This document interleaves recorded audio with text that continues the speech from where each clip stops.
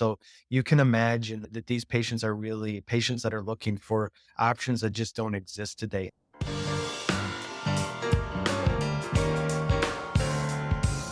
Welcome to Heart with Anna. I am Anna Jaworski and your host. I am also the mother of an adult with a single ventricle heart who is now 28 years old. My child is my inspiration and the reason I'm the host of your program. I'm very excited about today's show to feature a former guest who talked to us about stem cell therapies and research in season 9. And last year, he joined us to talk about HeartWorks. Today's show is entitled HeartWorks Update 2023. Dr. Timothy Nelson is the director of the Todd and Karen Wanek Family Program for HLHS at Mayo Clinic.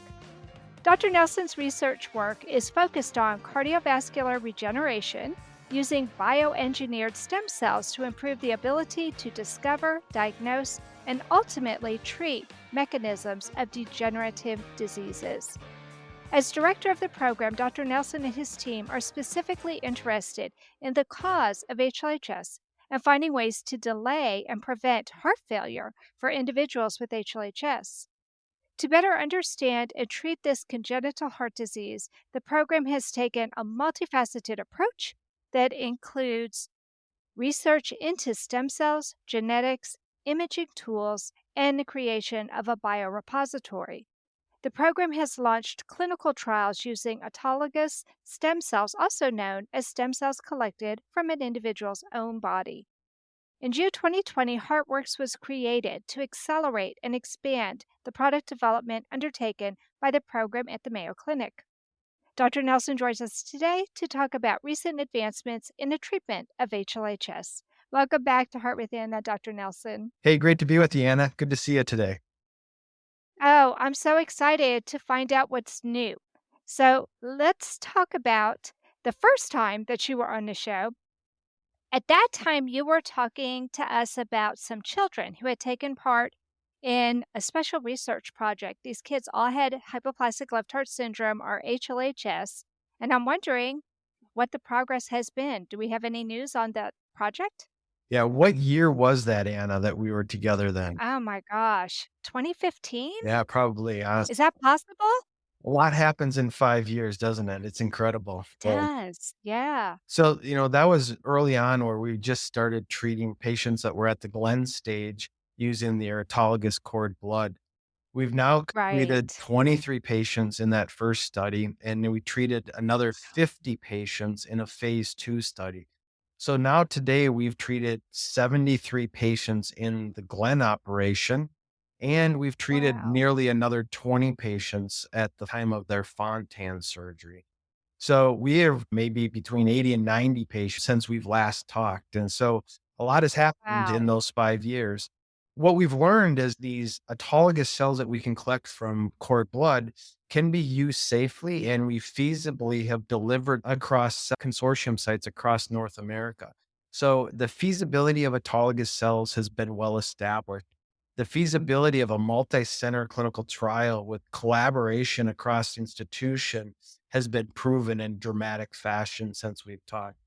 And now we are in the process of trying to finish the 2-year follow-up data on the last patient treated to really look at the outcomes of these patients. Actually, in our February 23rd, 2023 virtual event, we will be sharing what we know with our families. That our family has been incredibly patient with us as we have, over the last 5 years, been working on this. It takes time to do things the right way, to build the right team, to do it the safe way. And I think we have truly done that. We've done it the right way.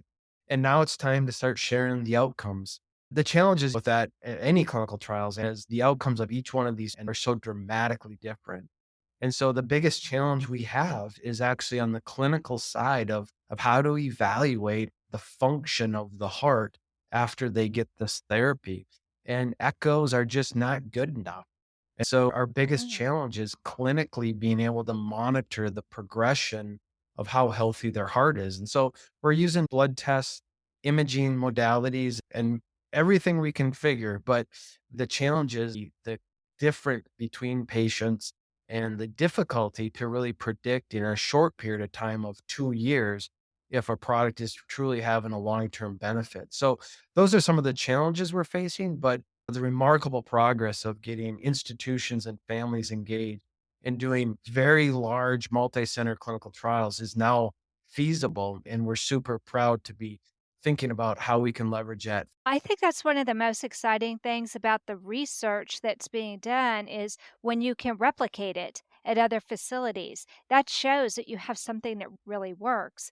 Now, because people who have congenital heart defects are so unique, you can't really necessarily look at measurements across the board. It's more like how this individual's baseline was compared to how they are 2 years later. Is that Yeah, right? that's right. So we're comparing each patient to themselves through this time course. I should also say in our phase 2 study that we have done the 50 patients, we also collected 50 patients that did not have cells available to them at the time of their Glenn operation. And we're so grateful for those families because they didn't get the potential benefit of the cell therapy, but they still committed the time and energy to donate their time, their data to this clinical study so that we can also compare the 50 treated patients with 50 patients that did not get treatment. Now, it's a really important thing to emphasize because sometimes when we don't have their cells, people think, why should I participate? It really helps us analyze the data in another way by comparing the two groups. And as I said, we're just so grateful for the extraordinary commitment that these families and patients have donated their time and their data to allow us to do that. So you actually have controls, which is really difficult with our population because we have such a small population to begin Yeah, with. and the reason we're fortunate there is because of the consortium of hospitals that are collaboratively working together are so committed to this that we all recognize that it takes institutions working collaboratively together to collect sufficient data to do this. And that's exactly what this consortium is doing and is really a pioneering effort over the last 5 years. We meet monthly, we discuss our challenges, we brainstorm of the future, and it's really a multi-institution collaborative team effort to get to where we're at. And that's the reason we are also able to have control families fully engaged because of that level of participation. That's just amazing. And because you are now at different institutions as well, if you have patients who move, they may still have a facility that's close enough by that you won't lose them. Isn't that one of the big problems that you have in Well, you're research? spot on, actually, Anna. I can think of 3 or 4 patients off the top of my mind where they had their surgeries, the cell delivered in one location, and they're continuing the follow-up in another location. So it truly is working as a collaboration and meeting the needs of the patients no matter where they're at. So we're spread across North America, and we may need to be in more cities than we are right now, but what you just said is 100% playing out in the lives of a handful of people that I can think of off the top of my head. I just think it's amazing that you've been able to do this, replicate it at different centers, and I can't wait to hear what all the results are like. Now, it sounds like I'm going to have to wait until February 23rd to get the whole scoop. Well, I would give you the whole scoop today. I just don't have the whole scoop. We're committed that the team is working really hard and working overtime right now to have our best analysis done by February 23rd, because that's the audience that will be with us that evening that really has directly participated. And so we're super excited to be able to share that directly back with the families that have been participating from the very beginning. Okay, so at the very beginning, you used cord blood to extract the cells. But I was looking at your website and I saw something about using skin cells, autologous cells that were actually skin cells. Can you tell us more about that Yeah, research? the best way I can introduce this concept is that I love to get people to think about fertilizers and seeds. If you're planting a garden or a lawn or anything of that nature, we have fertilizers and we have seeds. And the cord blood, as well as the bone marrow that we've used in our clinical studies, is really should be thought of as fertilizers. These cells are able to stimulate our heart muscle, especially when we're younger, to grow and divide. And that potentially could be of a therapeutic benefit for patients with congenital heart disease. However, it is only fertilizer. They don't themselves give rise to new heart muscle. So the skin cell that you're talking about is the breakthrough technology that we've been working on for day one in the background. And now this year, and Anna actually I will share with you something that I have not shared with anybody else that happened last Friday, that we now have IRB approval at Mayo Clinic to do the clinical study that we got FDA permission to do this summer. And this is the breakthrough technology that use skin cells converted into autologous heart muscle cells. And so this is the IPS cells, or the bioengineered. And so we literally are creating beating, contracting heart muscle tissue from a bioengineered sample of your skin. It takes 9 months to do that. And we now are the first in the FDA, first in North America, to be able to offer a cardiac product in clinical trials. That we announced this summer with approval from the Amazing. FDA, and now we have IRB approval at Mayo Clinic that in the coming weeks in front of us, we will begin recruiting our first patients. Wow, that is just amazing. I would never think that my skin would have cells that could turn into beating heart cells. It must be an amazing process that you use to convert that. How in the world do you do Well, that? so we didn't invent this technology. And I always like to make sure people realize this, that Shinya Yamanaka and the Nobel Prize of induced pluripotent cells is what really launched this field in 2010. And there's been many people in academic labs that have perfected the ability to convert those stem cells into beating heart muscle cells, which we've done in our academic lab many times. And what we've done now at HeartWorks as sponsor of this study is HeartWorks has amassed the team of people that has made a clinical grade or GMP process that's suitable for these patients in early phase clinical trials. And it's the perfection of that process in a clinical grade that has allowed the FDA to give us permission to try this in clinical trials. So it is remarkable, but I always like to give credit to the inventors out there that have invented the technology. And what we're doing is really bringing that through a clinical manufacturing process and making it available to patients in clinical trials. That's really the secret sauce of what HeartWorks has been able to do in this space.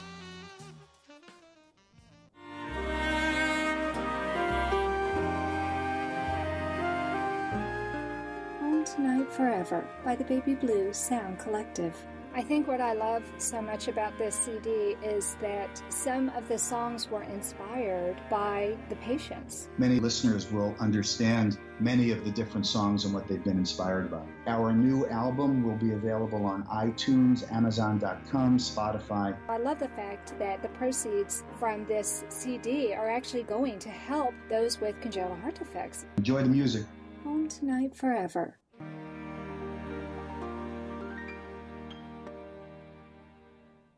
This content is not intended to be a substitute for professional medical advice, diagnosis, or treatment. The opinions expressed in the podcast are not those of Hearts Unite the Globe, but of the hosts and guests, and are intended to spark discussion about issues pertaining to congenital heart disease or bereavement. You are listening to Heart with Anna. If you have a question or comment that you would like addressed on our show, please send an email to Anna Jaworski at anna@hearttoheartwithanna.com. That's anna@hearttoheartwithanna.com.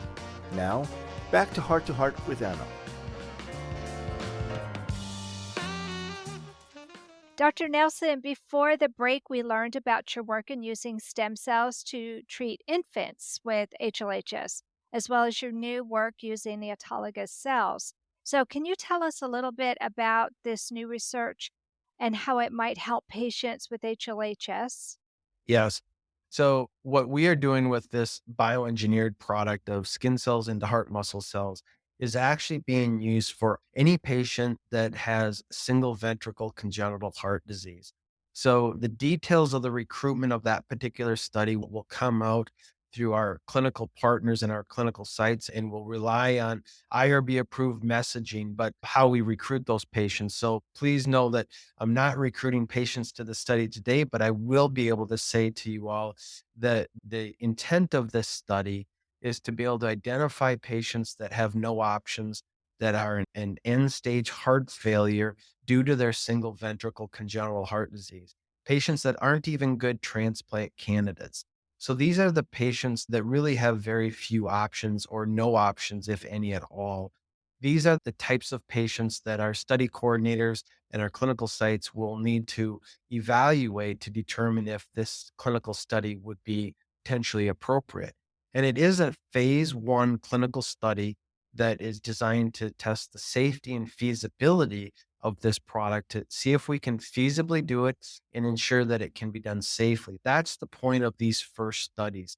There will be only 9 patients that'll be treated, and we'll really be focusing on how safe and feasible can this treatment be, because this is a complex process. And that's really the step one of what the FDA and our IRBs require us to think about at this stage of technology development. Is it just for infants or what would the age range Yeah, it's be? a good question. It's not for infants in this protocol. It's going to be for adults. So the individuals will be 18 and older in this case with the bioengineered product. And stay connected with us at HeartWorks. Our website is webuildhearts.org. And Mayo Clinic will be our first site that will be active. And there'll be information that will be forthcoming to be able to allow people to connect with their doctors and connect with the study coordinators to help identify patients that may be appropriate for this study. Will you be using ejection fraction measurements as the determination for who will be a candidate? Yeah, there will be a lot of parameters. I choose not to get into the details of it here just because everybody is so unique. But the essence of it is really that these are patients that have poor heart function, that don't have good options, and that aren't good even candidates for a transplant. So you can imagine that these patients are really patients that are looking for options that just don't exist today. And that's the reason why we do early phase clinical trials with new technology like this to really test if we can safely and feasibly do it. That's where we start. And hopefully we can accelerate the timeline for all of the grand outcomes that obviously we all hope and dream about. Absolutely. And you said it takes 9 months to turn those cells into the beating heart cells. So that's a fairly significant amount of time when you're talking about somebody who's in congestive heart failure already. You're 100% right, Anna. So, there's going to be a lot of challenges with this protocol. It's going to be very closely monitored, close communication with our clinical teams to recruit patients, to follow patients. And there's a lot of things that have to come together to be able to go from a skin biopsy all the way to completion of this study. This is not going to be a simple task for any of us, but we're privileged and we're honored to have the trust of agencies and partners to be at a point in time where we can begin testing these and collecting that data. Yeah. It's amazing to me what you're able to do. Now, you did a study like this some years back, and I had Brenton Ball on my program, and he took part in the other trial that you had for the adults. How is that different than what you'll be doing Yeah, this year? that protocol is where we use bone marrow cells in adults with single ventricle. Right. And so I would say the cord blood and the bone marrow really function as fertilizers. And sometimes fertilizers work and sometimes they don't. And it has to be used in the right patients. And we're still trying to figure that out. Who's the right patients to potentially benefit from the fertilizers? The new study that we're adding to the portfolio of products that we're testing in clinical trials is the bioengineered seed that actually has beating, contracting heart muscle. And so that will be surgically delivered into the heart muscle to try to remuscularize and rebuild the heart. Now, again, the phase one studies are all about safety and feasibility, but obviously that's the reason why we're doing it is to find technology that can potentially rebuild and remuscularize or strengthen the heart muscle. That's the ultimate pathway to a cure is to have technologies that can do that. Absolutely. It's amazing to me. The difference between a seed and a fertilizer, I like the fact that you have explained that to us because there is a big difference between just hoping something will grow bigger and better versus actually planting seeds where maybe that will become like the native tissue. Exactly. And in our preclinical studies that we've done that the FDA requires us to do before we'd ever do a first in human study, this is what we can show is that we can get this technology to incorporate and graft and be part of the host tissue, the host muscle. And that's what gives us the reason to proceed here is that that remuscularization can be demonstrated in the lab. And now it's time to begin testing that in clinical settings that are well controlled, that have a high degree of safety and a high degree of monitoring to make sure we're doing it safely. So the first part of this process will be looking at arrhythmias and making sure that we don't cause any additional arrhythmias. And using this technology, the concern is growing tumors. They're coming from stem cells that can grow Wow. non-cardiac tissue in theory. We believe we have established a safety profile in our laboratory studies, but that will be something that we monitor very carefully. So this is very early. It's never been done before. I've been involved in other studies where we've treated the first patient in the first time. And it's exciting, but it's also nerve wracking. It forces us all to be on Sure. our best and to make sure that we're proceeding when the science justifies that. And so it's an exciting time to see this play forward. And we have a lot of work in front of us to test this out. Now, has this already been done in pigs or in dogs or in some other living animal? Yeah, so the FDA has very appropriate, in my opinion, and very definitive guidance on this. We spent 18 months with FDA guidance on a pre-IND meeting of what experiments needed to be done in the laboratory in the preclinical setting. And that does include animal models that we do in a very regulated, controlled way. We use as few as animals as possible to get the data we need to have the confidence to proceed into the first clinical patient populations. So those are the exact regulations that the FDA holds us accountable to and does a remarkable job of guiding us to make sure that we're doing it in the proper way.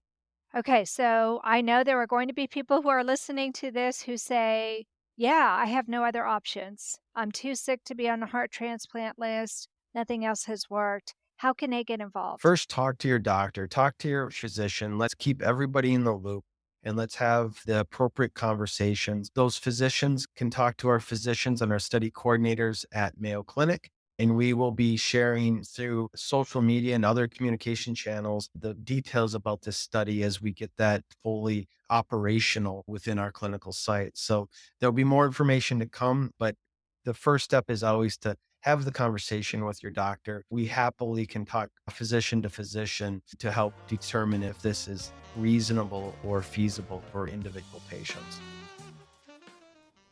Anna Jaworski has written several books to empower the congenital heart defect or CHD community. These books can be found at Amazon.com or at her website, www.babyheartspress.com. Her bestseller is The Heart of a Mother, an anthology of stories written by women for women in the CHD community. Anna's other books, My Brother Needs an Operation, The Heart of a Father, and Hypoplastic Left Heart Syndrome, a handbook for parents, will help you understand that you are not alone.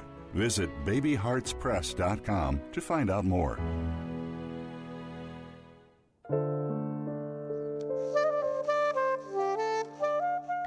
Heart to Heart with Anna is a presentation of Hearts Unite the Globe and is part of the Hug Podcast Network.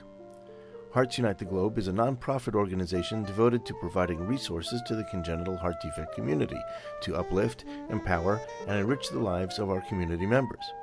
If you would like access to free resources pertaining to the CHD community, please visit our website at www.congenitalheartdefects.com for information about CHD, the hospitals that treat children with CHD, summer camps for CHD survivors, and much, much more. So now let's talk about HeartWorks. What has been happening in the world of HeartWorks in the past year? Yeah, so we're really excited about the structure of how the consortium has evolved and allowed multi-institution collaborations.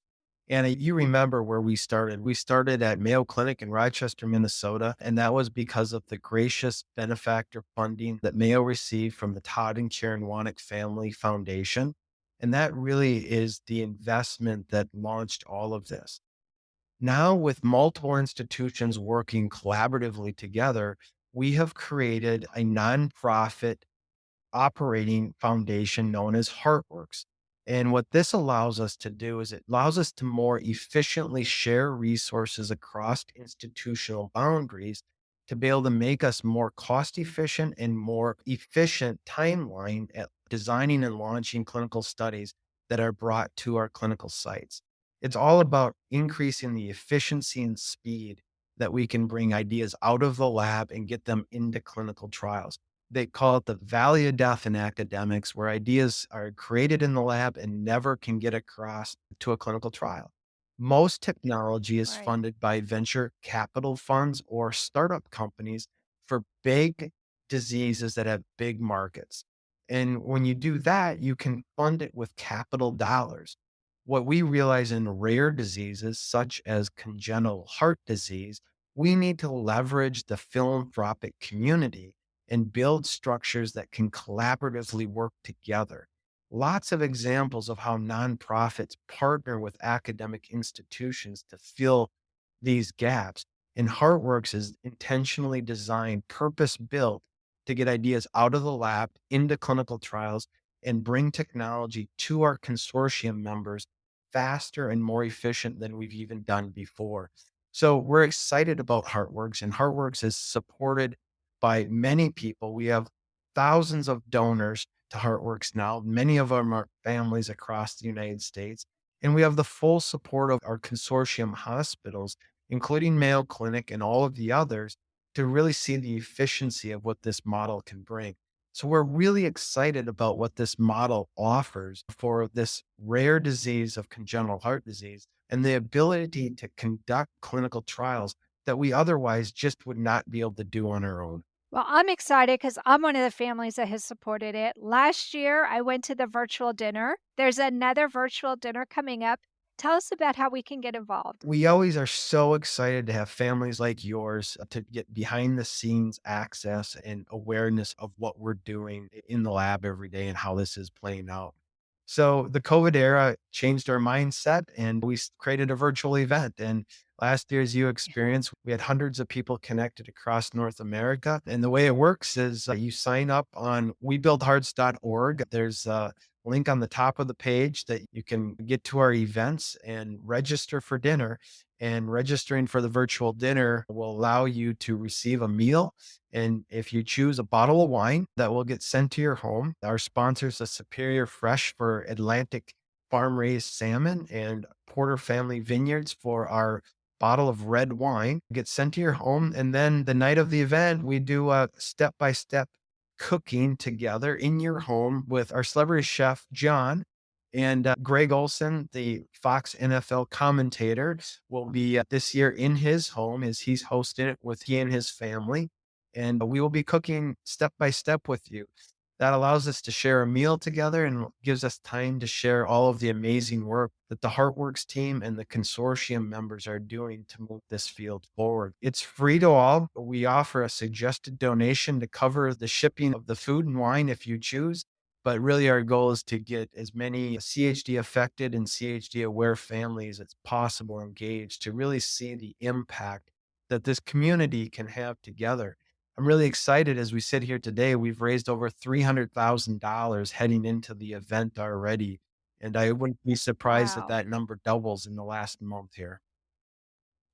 That would be amazing. I remember Greg Olson ran into the studio last year and he took part in it in person, which was really fun to see. And you had Ethan Bortnick providing some music. His little brother, Nathan Bortnick, was born with HLHS. So, of course, this impacts their family directly as well.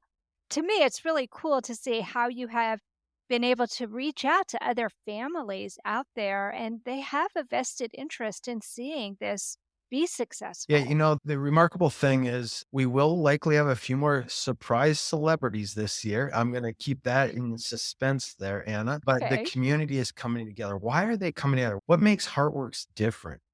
I believe it's really the fact that we've got a collaborative model that is doing clinical trials, right? And I think people have become a bit frustrated with ideas and technology that isn't making it into clinical trials really being tested. That's where HeartWorks has a responsibility in this community. Champion all of the science and technology that is being developed in our labs across the country, across the globe, and really be the conduit for the best ideas, the best technologies, the disruptive technology that can really change the outcomes of congenital heart disease and create a pathway for that to be tested in clinical trials as efficiently and cost effectively as possible. That's the brand, if you will, that HeartWorks plays in this community. And I think that can be a galvanizing point for everybody. And that gives us a pathway to be able to amplify the amazing work that's being done in other institutions anywhere. If you can help congenital heart disease with your science, HeartWorks can be a partner to get it tested in clinical trials. What I love about this is it's all collaborative. There's nobody saying, no, I want to be the first, the only, and trying to keep people out. Just the opposite. Everybody's being invited in so they can all work together for the cure. And I think that's unique and very We like special. to say that we don't care which technology is the best technology for congenital heart. We don't care who's the inventor. What we want to do is create the pathway to test and validate those inventions and really know what is the best thing for the future. And creating that in collaborations with these amazing institutions, clinical teams that are partnering with us really creates a collaborative environment that there's no other way you can do it. There's nobody else that could even compete if they wanted to, because it's such a collaborative environment. It's the only way to get this done in a rare disease. So we take a lot of responsibility at HeartWorks to be that partner that can be the clinical trials partner for the best technology. And that's a big responsibility. And we're ready to bring the celebrities and bring the families and bring everybody together to raise this. Why is there big organizations that take on pediatric cancer? And there's really not a big organization that takes on congenital heart disease. HeartWorks is going to change that. It is, and I'm excited to be part of it. Even though I can't be a big part of it, my family can take part in a virtual dinner, and I could certainly applaud you. I can go to the virtual tour. So, friends, there'll be a link in the show notes if you're interested in taking the virtual tour. It's fascinating. They actually invite you into the Mayo Clinic through your computer. You can see what they're doing. Is this tour updated periodically, or is it always exactly the No, we do same? it every week, right? And every week we try to share what we're doing that week. The virtual tour is really our way of being completely transparent. We tell everybody that joins us exactly what we're thinking, exactly what we're doing, exactly what we're planning on doing. And if somebody has a better idea or a way to make the ideas we're working on better, we want to know, right? So this is not your secrecy until published type of approach. This is really completely transparent. So, yeah, we have a lot of people that come back many times a year on the tour just to get the update. And we encourage that and definitely welcome that. It's a great way for us to build the conversation. And as 1 in 100 children are born with congenital heart disease, 25% of them have severe congenital heart disease. We need people to have this in their head, right? We need people to be informed of this, sharing the story of what's happening and where the future can be, because it takes all of us together. And when you say we can't play a big role, what I think you're trying to say is we can't write a big check to move it forward, but we can play a massive role in what you're doing today of sharing the story, engaging people. And it takes all of that to be successful in this collaborative world. So thank you, Anna, for what you do and for your audience, because all of it is so vitally important. There's not one piece that is sufficient. It's all of it together that allows the collaborative model of HeartWorks to be successful. Yeah, this goes beyond family centered care to community centered care. And I think that's so exciting. You don't really see this with other No, diseases. you don't. And we've been forced to pioneer a model because of its rare disease, rare small size. And I think that necessity is the mother of all invention, as some say. And we've been forced to Right. figure this out. And I will forever be grateful for the inspiration and the transformative philanthropy of the Todd and Karen Wanek family. Forever grateful for the confidence of the Mayo Clinic to launch this global effort, and forever grateful for the HeartWorks team today that is carrying the next leg of this relay on our journey, on our pathway to a cure. It's a really, really exciting time. We're at a tipping point, a convergence point, and to be able to launch the first study in the world for congenital or for any heart disease for that matter with this technology, and to be able to do that through HeartWorks has even caught the attention of other big companies and other big partners, because we've been able to do something in this community faster and more efficient than even some of the big companies have been able to do. That's a remarkable success for all of us.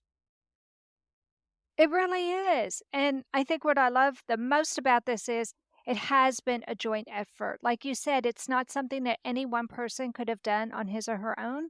It's something that, because of the collaboration, we're able to far exceed what any one person could do by himself or even one company. So, congratulations on the successes you have had so far and in bringing our community together toward a common goal. And that is not just to palliate the care of those with HLHS or complex single ventricle conditions, but to actually cure them. Yeah. Congratulations. Isn't it amazing to think that a cure is in the works?